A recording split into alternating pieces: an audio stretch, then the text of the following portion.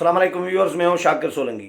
Viewers, आज मौलाना फजल रहमान और मरियम नवाज़ के दरमियान अहम मुलाकात हुई है। इसमें एक अहम फैसला किया गया है, इस पर बात करूंगा।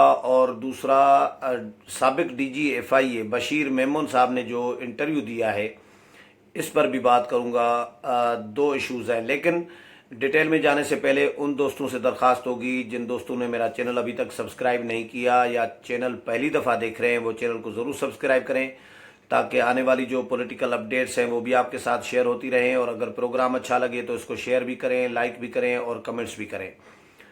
तो व्यूअर्स, आज मौलाना फजल रहमान ने रायविंड में मुस्लिम लीग नून की नायब सदर मरियम नवाज़ की दावत पर उनके इशाइये में शिरकत की और तफसीली डिस्कशन हुई है। जो PDM की तहरीक है, इसके हवाले से नून लीग के अहम रहनुमा शाहिद खाकान अब्बासी, ख्वाजा आसिफ, राना सनाउल्लाह, सरदार अयाज सादिक, परवेज़ रशीद, मरियम औरंगज़ेब, ये भी शरीक हुए। और JUI की तरफ से भी मौलाना JUP के जो सरबराह हैं, मौलाना फजल रहमान के साथ जो JUP के सरबराह हैं, जमीयत उलमाए पाकिस्तान के मौलाना शाह अवैस नूरानी भी मौलाना फजल रहमान के हमरा थे। और मुफ्ती अबरार, मौलाना अमजद खान और दीगर भी मौलाना फजल रहमान के हमरा थे।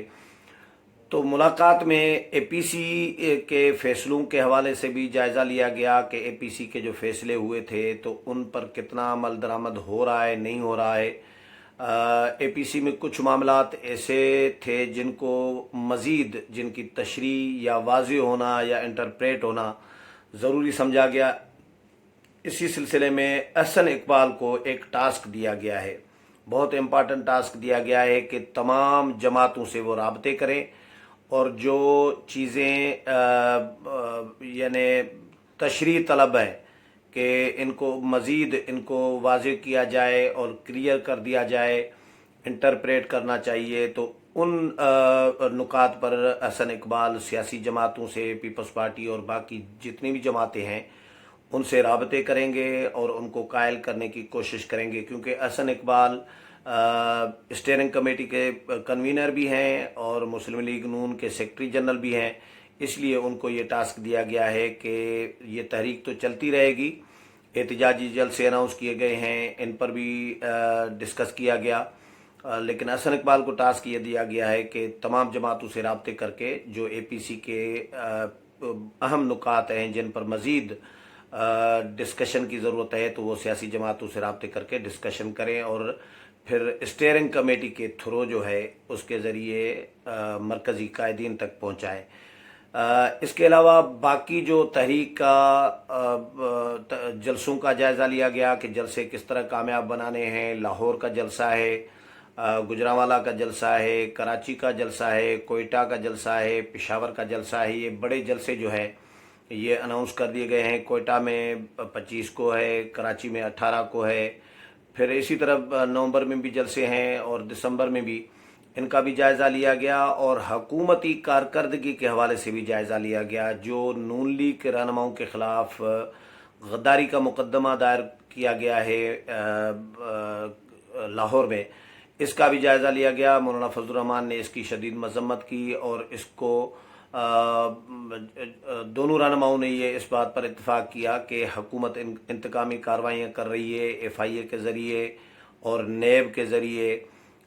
हुकूमती जो वज़रा हैं, वज़ीर आज़म हैं और हुकूमती ज़िम्मेदारान, वो नवाज़ शरीफ पर इल्ज़ाम लगाते हैं कि नवाज़ शरीफ जो हैं वो आइन की हुक्मरानी, वोट को इज़्ज़त दो की बात कर रही हैं या कानून की बालादस्ती की बात कर रहे हैं या इलेक्शन में मुदाखलत न करने की बात कर रहे हैं। तो उन पर इल्ज़ामात लगाए जा रहे हैं कि ये भारत का एजेंट है, भारत को खुश करने की, भारत की ज़ुबान बोल रहा है नवाज़ शरीफ। लेकिन दोनों रहनुमाओं ने, मौलाना ने भी और मरियम नवाज़ ने भी इस पर तशवीश का इज़हार किया कि एक तरफ तो PTI की हुकूमत ने कश्मीर भारत के हवाले कर दिया, भारत ने कश्मीर का स्टेटस चेंज कर दिया और अपना हिस्सा बना दिया मकबूजा कश्मीर को, लेकिन इसको भारत नवाजी नहीं कह रही हुकूमत। इसको हुकूमत ये नहीं समझ रही कि उन्होंने भारत को खुश किया, यही भारत को खुश करने का इक़दाम है। اور اس کے علاوہ جو وزیر اعظم آزاد کشمیر کے خلاف جو غداری کا مقدمہ لاہور میں دائر کیا گیا ہے، تو کیا یہ بھارت کو خوش کرنا نہیں ہے؟ کیا داندلی زدہ الیکشن کرانا، داندلی زدہ کمزور حکومت مرکز میں لانا، کیا یہ بھارت کو خوش کرنے کے اقدامات نہیں ہیں؟ تو جب ہم ووٹ کو عزت دو کی بات کر رہے ہیں تو الزامات لگائے جاتے ہیں کہ بھارت کو خوش کرنے کے لیے یہ کیا جا رہا ہے یا بھارت کی زبان استعمال کی جا رہی ہے۔ تو اس پر بھی تشویش کا اظہار کیا گیا۔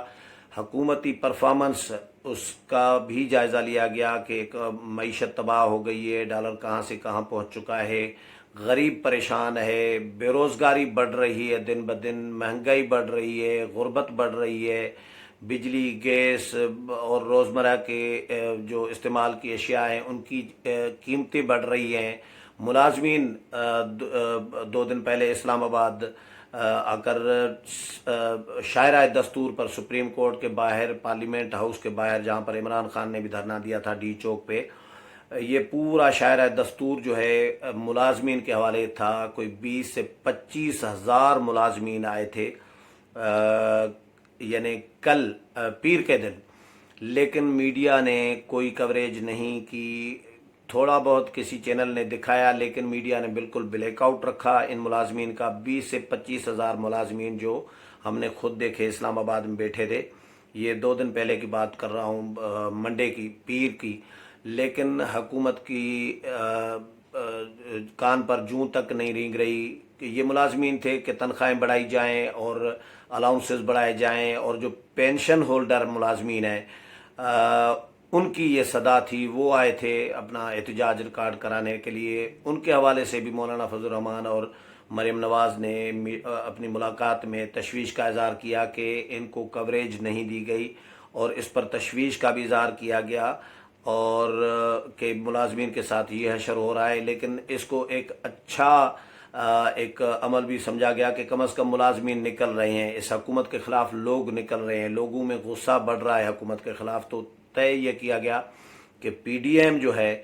یہ اپنی تحریک بھرپور چلائے گا، اور پی ڈی ایم ہی عوامی مسائل کے حل کے لیے کوئی کردار ادا کر سکتا ہے۔ تمام جماعتوں نے جو اتحاد بنایا ہے یہ حکومت کو گھر بھیجے گا۔ آئین کی اور قانون کی حکمرانی، بالادستی، عوام کے جو بنیادی حقوق سلب کیے گئے ہیں، میڈیا پر پابندیاں عائد کی جاتی ہیں، مشرف دور سے بھی بدتر دور کا سمجھا جا رہا ہے پی ٹی آئی کا موجودہ جو دور ہے۔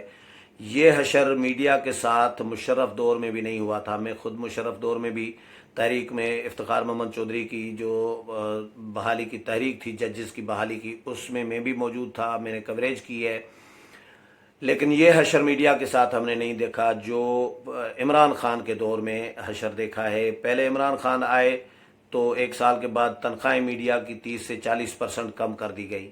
عمران خان نے میڈیا کے اشتہارات جو ہیں وہ کم کر دیے، ریٹ کم کر دیے، تو ظاہر ہے میڈیا مالکان نے پھر تنخواہیں کم کر دی۔ اس کے بعد پھر بڑے بڑے اینکرز کو نوکریوں سے نکلوایا گیا۔ طلعت حسین نوکری سے نکالے گئے، نصرت جاوید، مطیع اللہ جان، مرتضیٰ سولنگی، اور بھی نام میں گنوا سکتا ہوں، بہت سارے لوگ نوکریوں سے فارغ کرائے گئے۔ ایک ہمارے پی ٹی وی میں ہوتے تھے جواد فیضی، وہ بھی 8-9 سال سے 7 سال سے پروگرام کر رہے تھے، لیکن پی ٹی آئی کی حکومت آئی تو ان کو بھی نکلوا دیا گیا۔ تو یہ میڈیا کی زبان بندی الگ کی گئی ہے، کوئی بول نہیں سکتا۔ اور آتے ہی آپ کو یاد ہوگا کہ D G I S P R, اس وقت کے D G I S P R نے کہا تھا کہ مثبت رپورٹنگ کریں۔ مثبت رپورٹنگ کیا ہوتی ہے وہ آپ سمجھ سکتے ہیں کہ مثبت رپورٹنگ کریں یعنی خان صاحب کی حکومت کو کوئی میڈیا تنقید نہ کرے۔ خان صاحب نے بھی کہا تھا کہ 6 مہینے ہمارے اوپر تنقید نہ کریں، 6 مہینے کے بعد، یہ خود کہا تھا خان صاحب نے کہ 6 مہینے تنقید نہ کریں، 6 مہینے کے بعد آپ تنقید کیجیے گا۔ اب تو 2.5 سال گزرنے کو ہیں، لیکن اب بھی تنقید اگر کوئی کر رہا ہے تو اس کی زبان بندی کی جا رہی ہے۔ تو آج کی ملاقات جو ہے اس میں بڑا فیصلہ یہی کیا گیا ہے کہ ایک تو احتجاجی تحریک کو بھرپور طریقے سے کامیاب کیا جائے گا اور حکومت کو گھر بھیجا جائے گا۔ پی ڈی ایم جو ہے حکومت کو گھر بھیجنے کا ایک بڑا پلیٹ فارم ثابت ہوگا، اور احسن اقبال کو جو ہے ٹاسک دیا گیا ہے کہ اے پی سی میں جو معاملات طے ہوئے تھے ان معاملات میں بہت سارے ایشوز ہیں جن کو ریزالو کرنے کی ضرورت ہے اور سیاسی جماعتوں سے رابطے کریں۔ دوسرا ایشو ہے بشیر میمن صاحب نے، سابق ڈی جی ایف آئی اے نے جو الزامات لگائے ہیں کہ وزیر اعظم عمران خان نے ان کو بلا کر کہا تھا کہ مریم نواز اور ان کی ٹیم کے خلاف، ان کے لوگوں کے خلاف، نون لیگ کے لوگوں کے خلاف مقدمہ دائر کریں، اور بہت ساری انہوں نے باتیں کی ہیں، لیکن حکومت کی طرف سے اس معاملے پر وزیر اعظم نے وزیر اعظم ہاؤس سے کوئی وضاحت جاری نہیں کی گئی، یا کہ یہ کوئی غلط بیانی ہے یا یہ غلط الزام ہے، اس طرح کی کوئی بات نہیں کی گئی۔ تو اس کا مطلب ہے جب الزام لگے اور ملزم جب خاموش ہو جائے جس پر الزام ہے، تو اس کا مطلب ہے کہ یہ سچ ہے کہ بشیر میمن کو پریشرائز کیا جا رہا تھا کہ نواز شریف کے خلاف، مریم نواز کے خلاف، خواجہ آصف کے خلاف آرٹیکل 6 کا مقدمہ دائر کرنے کا کہا گیا تھا، لیکن بشیر میمن نے تقریباً 3-4 مہینے رہ گئے تھے ان کو ریٹائرمنٹ کو، اور 22ویں گریڈ میں تھے، انہوں نے استعفیٰ دینا مناسب سمجھا، بہتر سمجھا، لیکن انہوں نے، کیونکہ بشیر میمن کو میں بہت اچھے طریقے سے جانتا ہوں، Bashir Memon A S P جب بھرتی ہوئے تھے تو میرے ڈسٹرکٹ میں خیرپور میں آئے تھے، پھر ایس پی بنے تب بھی دوبارہ آئے تھے، پھر ایس پی بنے تب بھی دوبارہ آئے۔ بشیر میمن صاحب نے سندھ میں 3 مہینے جاب کرتے تھے، 6 سال، پھر 5 سال گھر بیٹھے ہوتے تھے، 3 سال گھر بیٹھے ہوتے تھے، 2 سال گھر بیٹھے ہوتے تھے، کیونکہ وہ زیادتی یا جو سیاسی اثر رسوخ ہے اپنے اوپر وہ کبھی بھی قبول نہیں کرتے تھے۔ پیپلز پارٹی کے دور میں بھی اسی طرح ہی انہوں نے نوکریاں کی ہیں، تو وزیر اعظم عمران خان کا بھی انہوں نے پریشر ماننے سے انکار کر دیا اور انہوں نے ریزائن کر دیا، لیکن حکومت کی طرف سے کوئی وضاحت اس پہ، کوئی تردید ایسی نہیں آئی، جس کا مطلب یہی سمجھا جا رہا ہے کہ انہوں نے جو الزامات لگائے ہیں وہ درست ہیں۔ امید ہے پروگرام پسند آیا ہوگا، اگلے پروگرام میں پھر ملاقات ہوگی، تب تک اجازت چاہتا ہوں، اللہ حافظ۔